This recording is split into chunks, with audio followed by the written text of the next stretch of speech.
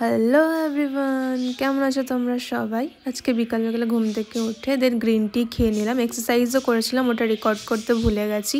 আর 6:30 নাগাদ আমি আমার ডিনার করে নিলাম। এটা ছিল পরোটা ঘি দিয়ে আর শসা। আর তারপর না আমার এক্সাম আসছে, মানে আমার ফার্স্ট সেমিস্টারের এক্সাম। এত মাস পরে এক্সাম দেবো না, আমার খুব টেনশনও হচ্ছিলো, তাই একটু পড়তে বসে পড়লাম। দেন আমি কালকে ব্রেকফাস্টের জন্য ওটস ভেজানো রেখে দিলাম।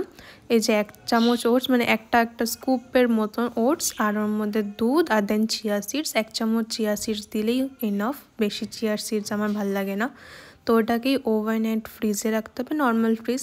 আর সকালে না উঠতেই মন করে না এই ঠান্ডাতে। দেন সকালে উঠে জিঞ্জার লেমন ওয়াটারটাও খেয়ে নিলাম।